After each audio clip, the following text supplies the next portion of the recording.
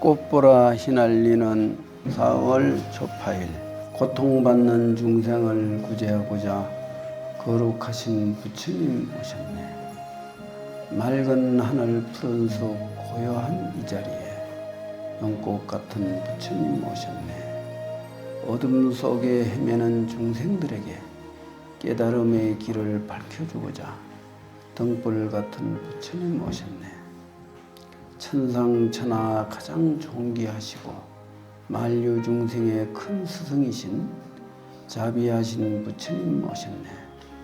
오늘은 축복의 날 우리들을 기쁘게 하고자 서가모니 부처님 오셨네. 이렇게 부처님 오신 날을 읊어봤습니다. 오늘 초파일 날 온 산천에 그 꽃이 피어서 부처님 오심을 장엄한 것 같습니다. 부처님이 이 세상에 오신 뜻을 무엇으로 정의할 수 있을까요? 법화경에 보면 부처님은 제불세조는 유의 일대사 인연으로 출륜어세다 그랬거든요. 일대사 인연을 위해서 이 세상에 오셨다 그랬는데, 법화경은 우리 경전 가운데 가장 부처님의 본해를 설하신 경으로 되어 있죠. 본해라는 것은 부처님이 가지고 있던 본래 뜻, 이 세상에 오신 뜻을 밝힌 그것을 이제 본해라고 하는데, 부처님이 일대사 인연이라고 그랬어요. 일대사는 한 가지 큰 일을 위해서 왔다. 이 세상에서는 행복의 두 가지가 있습니다. 중생들이 추구하는 행복은 작은 행복이고, 부처님이 중생을 구제하고자 하는 것은 중생에게 일시적인 행복이 아닌 영원한 행복을 가져주는 그 법문을 설했기 때문에 그것을 큰 행복을 위한 법문이다 이렇게 하죠. 일대사 인연은 바로 오랜 세월 중생들이 번뇌망상에 의해서 수많은 고통을 받고 있기 때문에 그 고통을 소멸시켜 주고자 큰 행복을 주기 위해서 이 땅에 오셨다.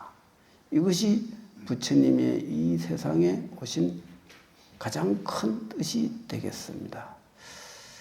그래서 우리는 부처님 오신 날이 단지 석가모니 부처님이 이 세상에 오신 한 분의 그 인연을 봉축하는 것이 아니라 부처님의 가르침을 우리가 그 새기고 그 가르침에 따라서 영원한 행복을 이루기 위함이다 이렇게 볼 수 있죠. 그러나 부처님 가르침은 영원한 행복을 이루기 위해서는 거기에 조건이 좀 따릅니다. 일시적인 행복에 취하지 말아야 돼요. 일시적인 세속적인 욕망의 세계를 구하면은 진리의 세계의 반대쪽이기 때문에 그것을 얻기가 어렵다는 거죠. 아무리 시대가 변하고 여러 가지 세상의 이치가 바뀌었다 해도 진리는 변하지 않습니다. 진리가 변함이 있다면 그것은 진리가 아니죠. 부처님 가르침은 내가 내 마음의 참모습을 깨우쳐서 영원한 행복, 영원한 진리를 체득해서 모든 고뇌로부터 완전한 해탈을 이루기 위한 것이다. 이래 볼 수 있죠. 그렇다면은 영원한 행복을 구하는 길에 일시적인 행복인 세속적인 행복은 그러면 버려야 되느냐? 버릴 필요는 없어요. 왜냐하면 우리가 살아가는데 세속적인 것이 다 중요하지 않습니까? 그것을 활용하는 사람이 잘하면은 행복이 되고 활용을 잘 못하면은 세속적인 행복은 순식간에 불행으로 바뀌니까 우리는 활용을 잘하는 방법을 찾아야 되겠죠. 그러면 어떻게 해야 세속적인 행복을 영원한 행복으로 바꿀 수가 있느냐. 이게 이제 가장 중요한 문제예요. 그것은 그 부처님의 그 말씀한 그 큰 행복, 영원한 행복은 밖에서 오는 것이 아니고 내 마음속에 있습니다. 부처님은 일찍이 그 행복을 위해서 설산에 들어가 6년간 6년간 산매에 들어서 음식을 들지 않고 물도 먹지 않고 6년 고행 끝에 내 마음의 참모습을 깨우쳤다. 그래서 견명성 오도다. 새벽 금성이 새벽에 뜨지 않습니까? 새벽에 뜨는 그 밝은 별, 금성을 보고 바로 내 자성의 본래 부족한 이치를 깨달으셨다. 거기에서 영원한 행복의 실상을 깨우친 거죠. 그러면은 그런 실상을 깨우쳤을 적에 이 세상의 불행마저도 어떤 고난도 행복 아닌 게 없어요. 그러니 우리가 추구하는 행복은 행복과 불행이라는 양축에서 왔다 갔다 하다 보니 행복이 불행이 되기도 하고 불행인 줄 알았는데 그게 또 행복이 되기도 하고 이게 이제 혼란이 있는 거죠. 그러나 영원한 행복을 우리가 깨우쳤을 적에는 삼라만상 일체 만물 만법 뭐 불교뿐만 아니라 일체 모든 가르침과 세속적인 이치와 출세간의 이치가 다 불법의 그 도리로 해양이 되기 때문에 행복 아닌 게 없다. 이렇게 되는 거죠. 그래야 그것을 절대적인 행복이다. 상대적인 행복은 선과 악이 서로가 교차를 하기 때문에 그 행복은 오래 갈 수가 없겠죠. 부처님 가르침을 통해서 우리는 내 마음 속에 있는 영원한 행복을 찾아야 된다 이거예요. 근데 그게 쉽지는 않겠죠. 그러면 어떻게 해야 되겠습니까? 우리가 차츰차츰 하나씩 기초부터 그 들어가는 법을 배우고 닦고 익혀야 되는 거죠. 어떻게 세속의 부도 오랜 세월 노력해서 이루는데 영원한 행복이 한순간에 이루어질 수는 없거든요. 왜냐하면은 우리는 그 영원한 행복을 이루는데 방해 요소를 너무 많이 가지고 있어요. 이 방해물을 처리하는데 시간이 좀 걸립니다. 우리가 나쁜 습관이 있다고 칩시다. 술, 담배, 마약 이런 데 중독이 딱 됐어요. 완전히 중독이 됐어요. 그러면 나 이거 끊어야 되겠다 하고 단숨에 끊어집니까? 단숨에 끊으면 명현현상으로 사람이 실성을 해버려요. 비참해집니다. 끊는 게 그렇게 쉽지 않아요. 술 중독이 된 사람 술 끊으면 정신이 몽롱해져 갖고 미친 사람처럼 이상해지는 거예요. 그러니 그 중독된 삼독심에 중독된 중생의 근기로서 내 마음에 참된 행복을 구하는 게 그렇게 간단하지는 않다는 거죠. 이거를 석가모니 부처님께서 뭐라고 하시느냐. 이거는 3대 급을 닦아야만이 비로소 부처의 경지에 들어갈 수 있다 그랬어요. 그러면 그렇게 들어가기 위해서는 2가지 방법을 닦아야 돼요.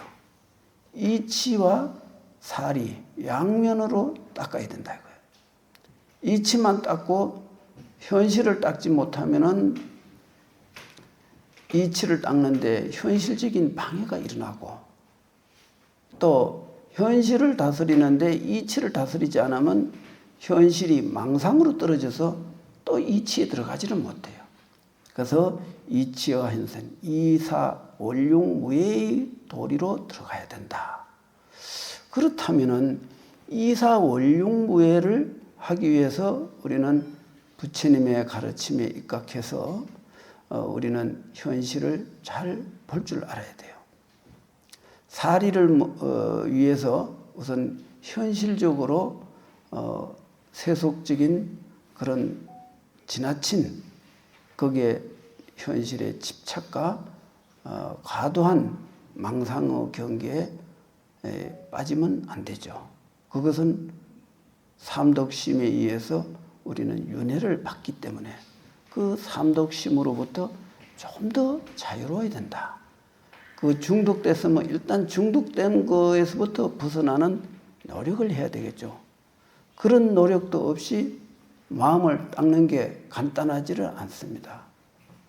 스님들이 30년, 40년 죽을 때까지 닦아도 완전히 해탈을 하기가 잘 안 되기 때문에 나이 들어서 80, 90 됐을 적에 혼미해지기도 하고 엉뚱한 소리도 하기도 하고 약간의 치매도 오기도 하고 그것은 수행이 완전치 못해서 그런 거죠.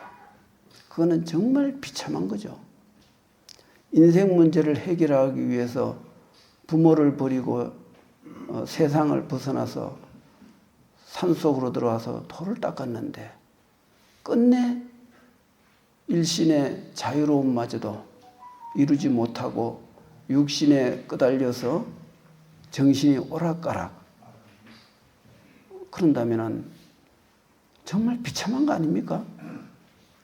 어떤 경우에는 속가서 속인들이 일반적으로 살아가는 평범한 속인도 마음을 잘 닦고 좀 이렇게 그 나쁜 악업을 짓지 않고 이렇게 착하게 살면은 늙을수록 우아하고 아름답고 좋은 방향으로 이렇게 아름다운 노후를 살아가는 경우도 많이 있습니다.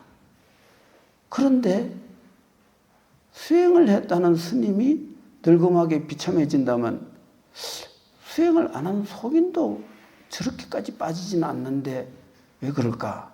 그게 이해가 안 될 수가 있습니다. 그런데 그런 거에 대해서 가만히 돌이켜보면은 이유가 있어요. 젊었을 적엔 잘 살았습니다. 20대, 30대, 40대까지는 한 2, 30년은 다 열심히 살아요. 정말 세속의 어떤 유혹에도 흔들리지 않고 꾸준히 줄기차게 잘 살았는데 50 넘으면은 범납이 차고 대접을 받기 시작해요. 그러면 그 오용락이 동시에 주어지는 거예요. 그러면은 사람들이 흔들리는 거죠. 그 경계로 인해서 젊었을 적에 잘 살았던 수행을 깡그리 다 놓쳐버리고 평범한 속임보다도 못한 이상한 인생이 되어버린 거죠. 그래서 사람들이 참 모르는 게 30대, 40대 잘못 살아도 50, 60 지나서는 정신을 더 바짝 차려야 돼요. 그때는 죽을 날이 얼마 안 남았거든. 죽기 전에 잘 살아야 될 거 아니에요? 그런데 늙으면 대접 받느라고 마음을 아주 고약하게 써요. 상대방한테 안 좋은 말도 하고 사람을 괴롭히기도 하고 남을 모함하고 비난하고 이러면은 그 인생이 노후에 좋아질까요? 절대 좋아질 수 없어요. 좋게 죽지를 못해요. 아무리 젊었을 적에 수행을 잘해도 아상을 피고 내가 최고다라는 상에 빠지면은 그 순간 그 업보로 가장 비천한 값을 받아요. 내가 잘났다고 상을 내는 순간 그 잘난 게 못난 거로 바뀌는 거죠. 왜냐하면 잘났으니까 그 다음에 잘난 거는 그 반대쪽인 못난 쪽으로 업보는 흘러가게 돼 있어요. 그래서 잘났다 하면 안 돼. 못났다 해도 할 필요도 없고 그냥 내가 현실에 주어진 현실을 잘못됨 없이 착실하게 사는 것이 지혜로운 일이다. 그렇게 하면 이치를 닦기 전에 사리를, 현실을 먼저 잘 다스릴 줄 알아야 된다. 그래야 우리가 수행하는데 도움이 많이 됩니다. 그리고 늙어서 후회하지를 아니에요.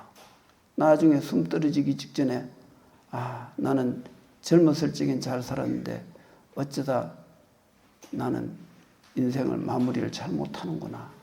내가 이렇게 후회될 줄 알았으면 나 이렇게는 안 했을 텐데 난 이럴 줄 몰랐지.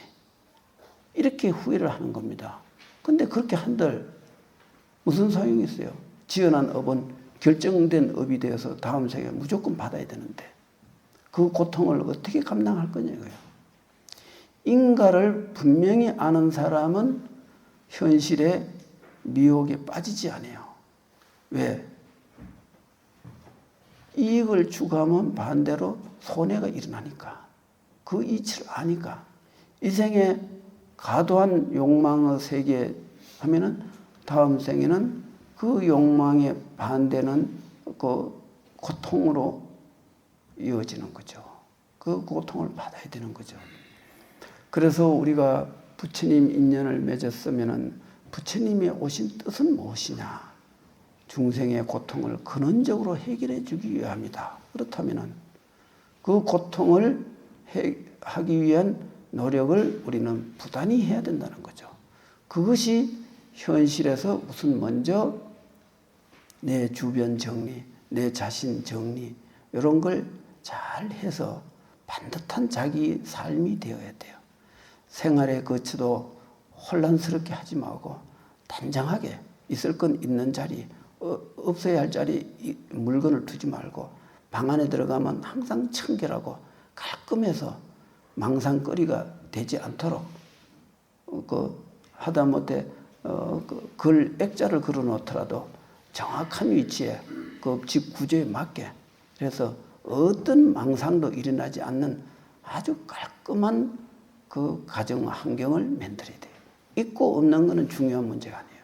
그 환경이 없으면 없는 대로 있으면 있는 대로 깔끔한 환경을 만드는 것은 그 사람이 일단 내 몸을 다스리기 전에 환경부터 먼저 잘 관리를 한다는 것으로 볼 수가 있죠. 그렇게 환경을 깔끔하게 정리정돈을 하고 그 바탕에서 고요히 앉아서 나무 아미탑을 연부를 한다면 이거는 부처가 되는 지름길이에요. 왜냐하면 적심적불이라 그러죠. 이 한마음을 돌이키면 부처고 돌이키지 못하면 중생인데 돌이키는 방법이 먼저 그렇게 정리정돈이 된 삶의 자세가 필요하다는 거죠. 그런 마음으로 우리가 50년, 60년, 70살, 80살, 90살 이렇게 간다면 그 사람은 결코 갈 적에 업보를 받지 않아요. 치매가 오거나 이러지는 않습니다. 우리는 부처님 오심을 통해서 우리는 부처님의 그 오신 진정한 뜻 그것을 우리가 바르게 알고 그렇게 수행을 해서 진정한 봉축이 되도록 해야 되겠다. 이것이 오늘 부처님 오신 뜻을 다시 한번 새기면서 봉축하는 의미를 가진 것이 좋겠습니다. 오늘 초파일 법문은 요거로 마치겠습니다. 네, 큰 박수로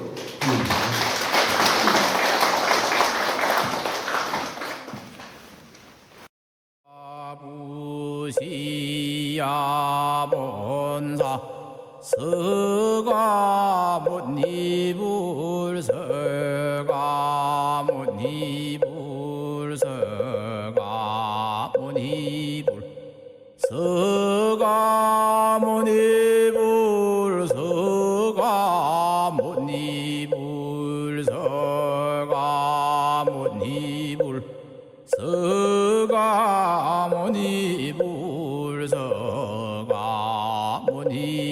서가모니불 서가모니불 서가모니불 서가모니불 서가모니불 서가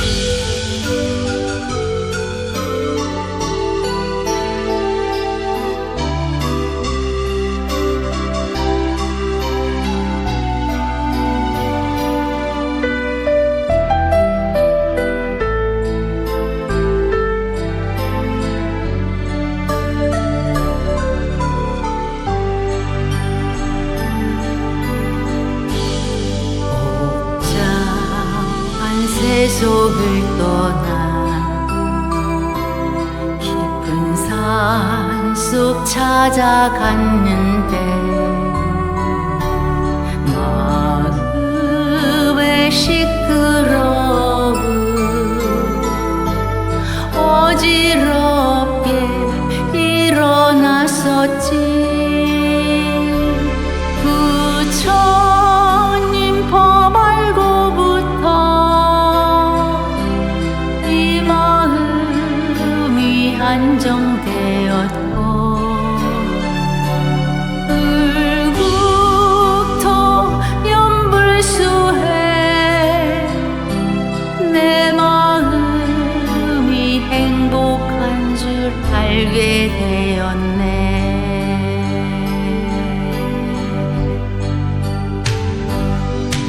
내 마음 정토를 찾아서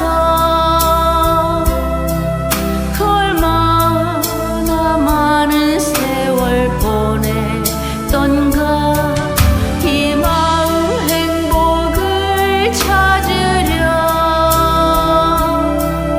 얼마나 많은 날을 보냈던가.